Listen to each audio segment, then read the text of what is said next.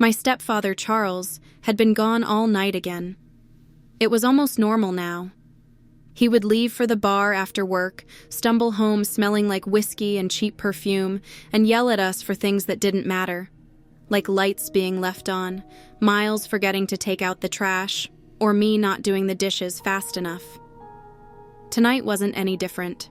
I was helping Miles with his homework when we heard the car pull into the driveway. We both froze. The headlights swept across the living room window. The door swung open with a loud creak, and in came Charles, drunk, his boots clomping hard against the floor. He didn't even say hello. "Tabitha," he bellowed, "where's my dinner?" Mom came out of the kitchen wiping her hands on a towel. Her jaw tightened. "You said you'd be home by 7, Charles. It's nearly 10. I'm not your maid. There's food in the fridge if you're hungry." His face darkened. "Don't you get smart with me? I'm the one who pays the bills around here." He walked closer, the smell of alcohol making me sick. "You think you can talk to me any kind of way, huh? After everything I've done for you and these brats?" "What have you done?" Mom laughed bitterly. "You've done nothing but drink, run the streets, and cheat on me. You come home drunk every night and expect us to worship the ground you walk on. I've had enough, Charles." The tension was like a coiled spring. I grabbed Miles's arm and pulled him toward the stairs. I wanted to get away before his attention turned to us. But Charles wasn't done. "You ungrateful bitch," he hissed. "I work my ass off to keep a roof over you and these kids' heads. You think you can survive without me?" He gloated. "Survive?" Mom snapped.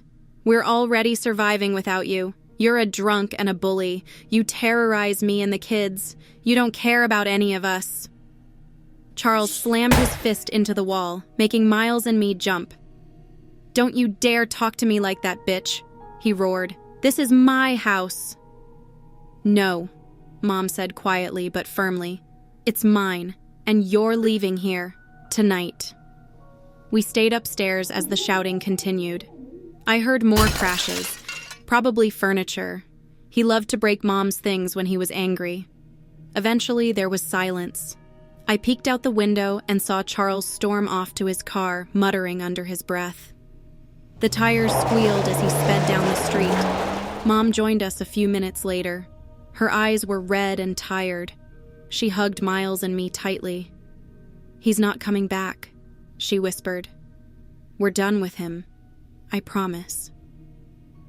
The next day, Mom changed the locks. It felt like a new beginning. The house was quieter, almost peaceful. We didn't have to walk on eggshells anymore. But that peace didn't last. It was midnight when the banging started. I was half asleep when I heard it.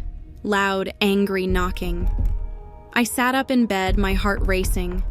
Then I heard Charles's voice. "Tabitha, open this damn door!" he shouted. I jumped out of bed and ran to Miles's room. He was already awake, his face frightened. "Is that him?" I didn't know how to answer. "Stay here," I told him, though my hands were shaking. Downstairs, Mom was already at the front door. Charles kept pounding and shouting, his voice slurred and furious.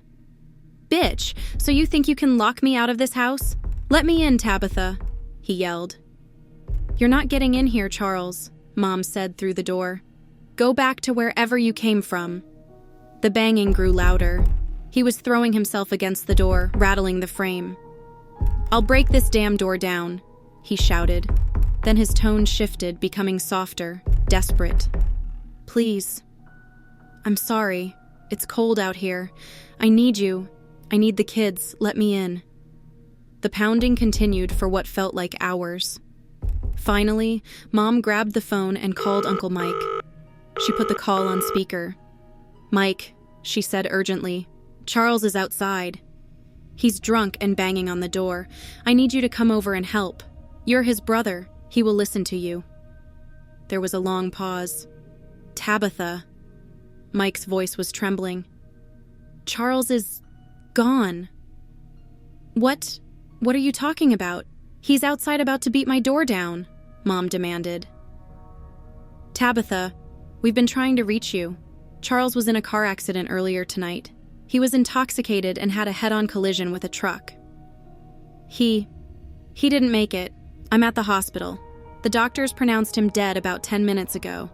I was just about to call you, he said. But that can't be true. He's right here outside. Tell me you're joking, Mike. Please, Mom pleaded. No, Tabitha. This is not a joke or a game. I'm getting ready to leave the hospital now, heading over to your place. The phone slipped from Mom's hand. We stared at the door. Charles's voice was still coming through, pleading now. Brandy, Miles, let me in. I whispered, clutching her arm. That's not him. It can't be him. Mom stood silently, tears rolling down her face. She nodded slowly, her face as white as a sheet. We backed away from the door. The pounding stopped. Silence fell over the house. Then, faintly, footsteps retreated into the darkness. When Mike arrived, he found no one outside, but deep scratches marked the front door, as if something had tried to claw its way inside. None of us slept that night. The air in the house felt heavy, like a shadow was still watching us. Even now, I sometimes hear faint knocking at night. I tell myself it's just the wind, but deep down, I know the truth. Some ghosts don't leave, and some doors should never be opened.